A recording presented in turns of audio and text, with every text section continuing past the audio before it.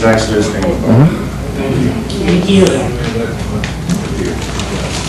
Hi, good evening, everyone. I'm Clay Defoe. I'm a candidate for mayor. I first arrived in Austin in 2004 to attend UT, where I graduated with a bachelor's degree in history.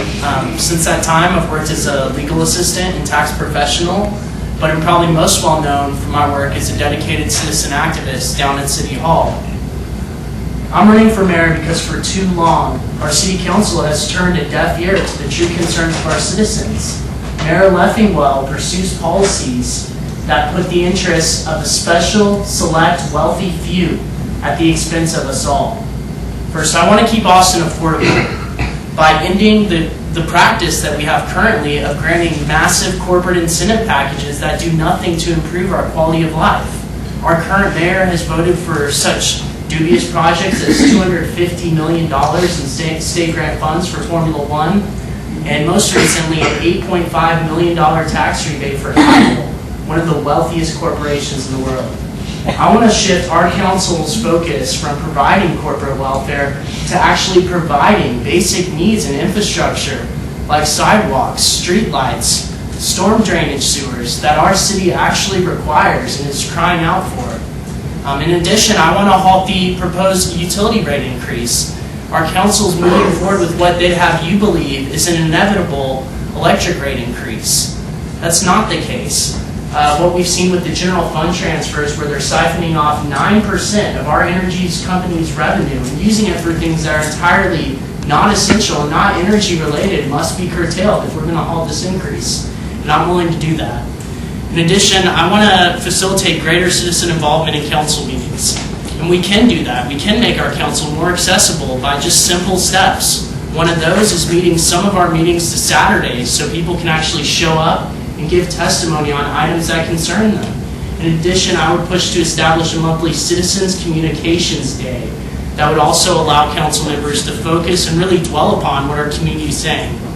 I'm also a supporter of the 10-1 single-member district plan that will provide more effective representation based on neighborhoods, on geography.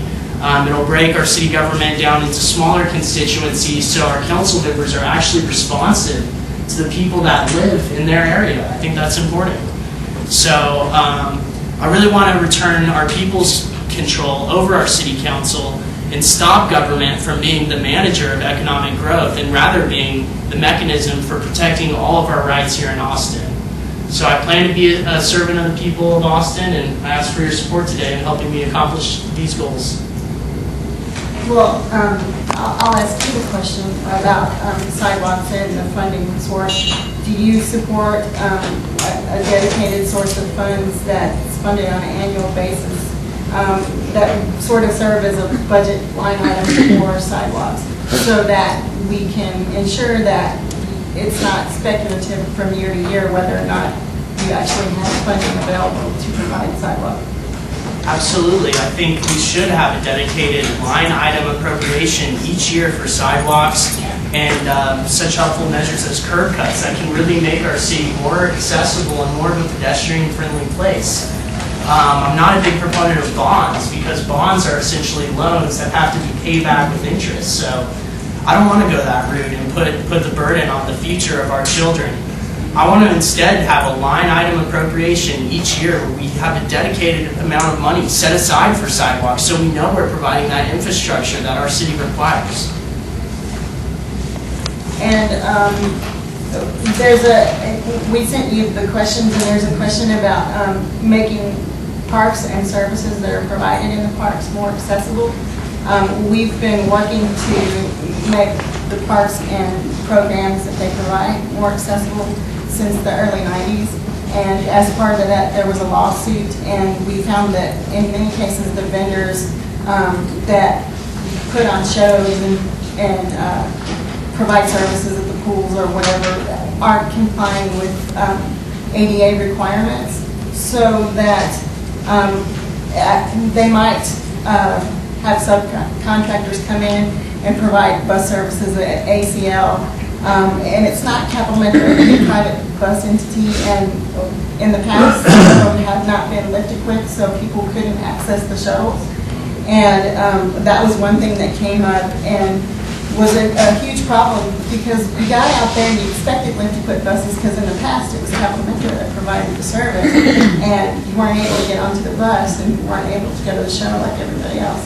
So what we were asking the candidates is whether or not they would support more aggressively enforcing ADA requirements for the Parks Department and subcontractors.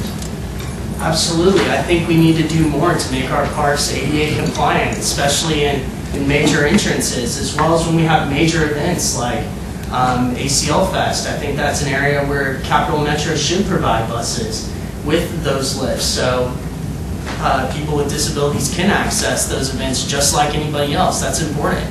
And that's something we can do and we can fund if we're not spending massive amounts of money on corporate welfare and getting these huge tax rebates to major corporations that really aren't going to improve our lifestyle here in Austin. So that is something I would support, and I think we need to be more aggressive on that, especially for major events where we expect huge turnouts. We need to provide that service, and that's something I would support.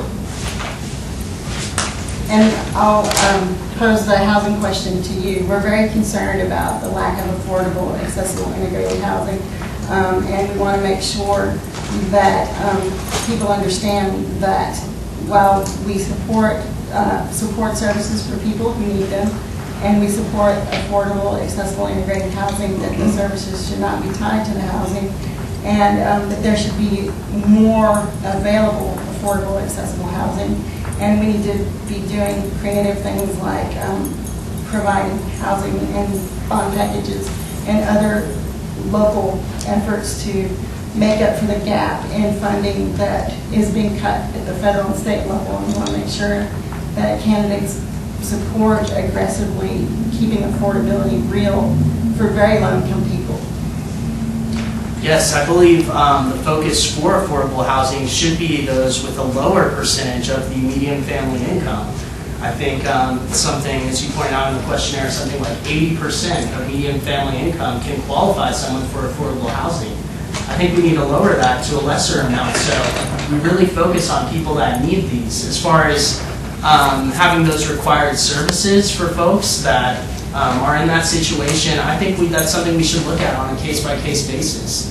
That's one of the problems with government is they always think that we have to have this across-the-board regulation or approach to provide for everyone. And what it really does is exclude people that maybe really need it, and meanwhile provide those required services for folks that don't. And it's really wasteful. So affordable housing is definitely a big issue, and it's something that we should provide effectively and efficiently. And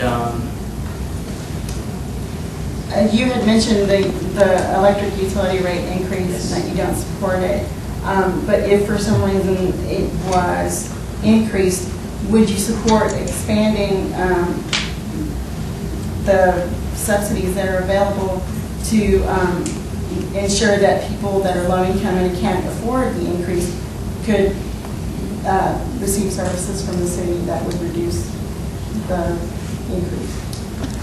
Well, that's something I'd have to see a specific proposal on to be able to determine that. But one thing I can promise you with the electric rate increases, I would end the general fund transfers, which would go a long way. Austin Energy is facing something like a $75 million budget deficit this year alone. These general fund transfers have gradually increased, and this year, I believe the amount sent to the general fund was $105 million. Things that were used, such as $50,000 for sickle cell anemia research. We had over $6,000 used for the Austin Chamber of Commerce awards ceremony from that fund, and also $8.5 million just given away to our Economic Growth and Redevelopment Services Department. I think that's wrong, and I would keep that revenue within the energy utility so we don't have these massive increases put on our people, and that's really the thing to blame here. As far as a consumer assistance program, like I said, I'd have to see more specifics on that to be able to commit to something there, but I do think it's a big problem, and we can start by curtailing expenses. One of the things they did going ahead with these accelerated green projects was to commit $75 million annually, ironically, because that's the amount of the deficit, for wind turbine projects out on the Texas coast. Now, I'm a fan of renewable energy, but I think this is something we should do gradually instead of putting all of our citizens on the hook for something that's really yesterday's technology and is not really going to increase in a great deal the percentage of our energy output. So I would really provide greater fiscal oversight of Austin Energy, and I think that's the most important thing we can do to make sure we don't have rate increases and further ones in the future. Okay, we have a few minutes for questions from the audience, so Mary?